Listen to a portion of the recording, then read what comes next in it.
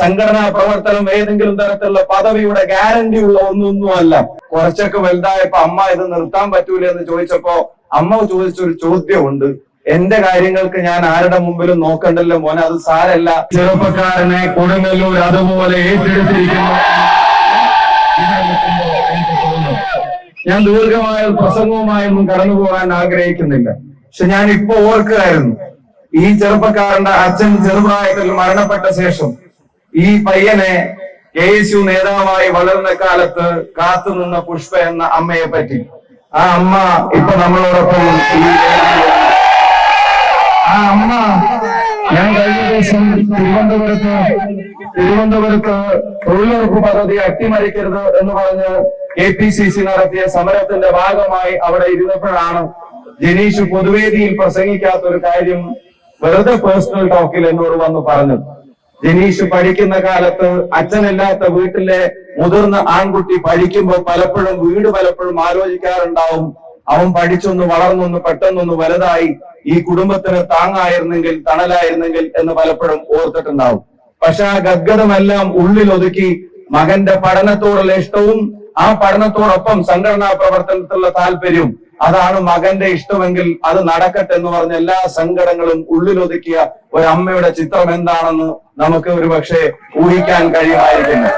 ഞാനൊരു കാര്യം പറയാം, ആ അമ്മ പിന്നീട് ജനീഷിൽ നിന്ന് ഞാൻ നേരത്തെ പറഞ്ഞ പോലെ മൈക്കിലല്ല ഞാൻ അറിഞ്ഞത്, ആ അമ്മ ഇടക്കാലത്ത് തൊഴിലുറപ്പ് പണിക്ക് പോകുമായിരുന്നു എന്നുള്ളത് ജനീഷ് പറഞ്ഞാണ് ഞാൻ അറിഞ്ഞത്.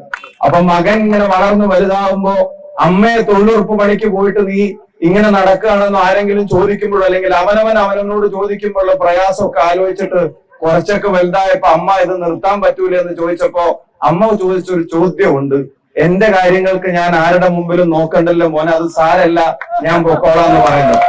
ഞാനിപ്പോ ജനീഷിന്റെ അമ്മ പുഷ്പേച്ചിയും അതുപോലെ തന്നെ വൈഫ് ശ്രീലക്ഷ്മിയും ഇവിടെ നമ്മളോടൊപ്പം ഉണ്ട്.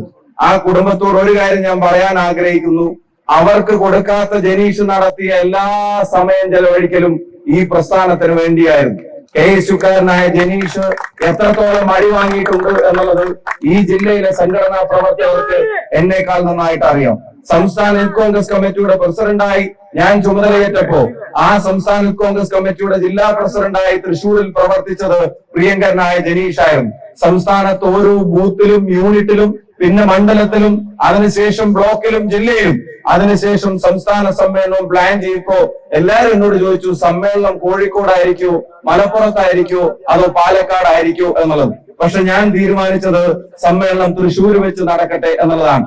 അതിന്റെ ഏറ്റവും വലിയ കരുത്തും അതിന്റെ ഏറ്റവും വലിയ ബലവും ഏൽപ്പിച്ച ഉത്തരവാദിത്വം കഠിനമായി അധ്വാനിച്ച് നിറവേറ്റാൻ സദാസമയം അവൈലബിൾ ആയ, രാവും പകലുമില്ലാതെ അധ്വാനിക്കുന്ന, ഒരുപക്ഷെ അമ്മ പോലും ആഗ്രഹിച്ച സമയത്ത് വീട്ടിലെത്താത്ത അല്ലെങ്കിൽ വൈഫ് പോലും ആഗ്രഹിക്കുന്ന കാര്യങ്ങൾക്കൊന്നും കിട്ടാതെ ഞാനും നിങ്ങളും ഏൽപ്പിച്ച ഉത്തരവാദിത്വങ്ങൾ അക്ഷീണം യത്നിച്ച ഒരു ചെറുപ്പക്കാരൻ.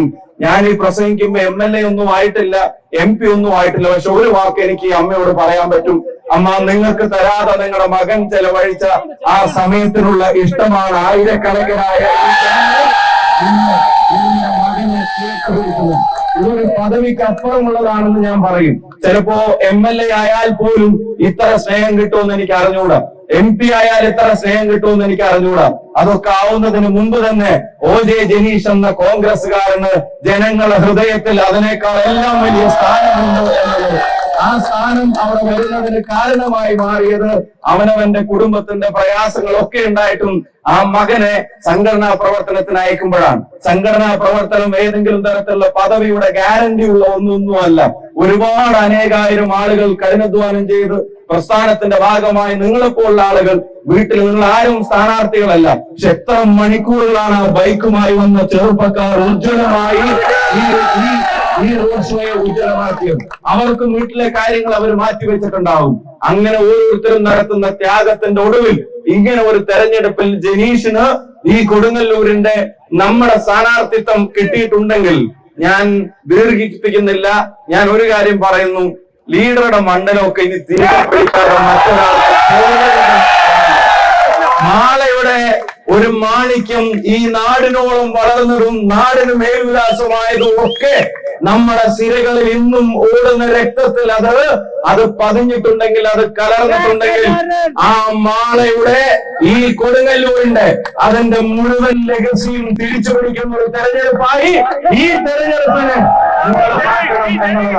മാത്രമല്ല, പ്രസ്ഥാനം തകർന്ന് തരിപ്പണമായ ഒരു കാലത്ത് ഈ പ്രസ്ഥാനത്തെ തിരികെ കൊണ്ടുവരാൻ ലീഡർ എന്ന പേര് കേൾക്കാൻ കാരണമായ ആ തിരിച്ചുവരവിന്റെ കാലത്തെ അന്വർത്ഥമാക്കുന്ന വിധത്തിൽ 10 വർഷത്തിന് ശേഷം പാർട്ടി തിരിച്ചു വരണമെന്ന് പ്രവർത്തകരും, മുന്നണി തിരിച്ചു വരണമെന്ന് പ്രവർത്തകരും, നാട്ടിൽ ഭരണം മാറണമെന്ന് ജനങ്ങളും ആഗ്രഹിക്കുന്നു.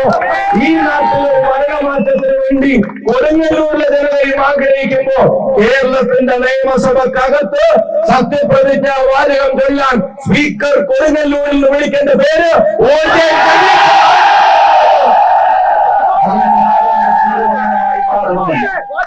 ഈ നാട് അത് ആഗ്രഹിക്കുന്നുണ്ട്.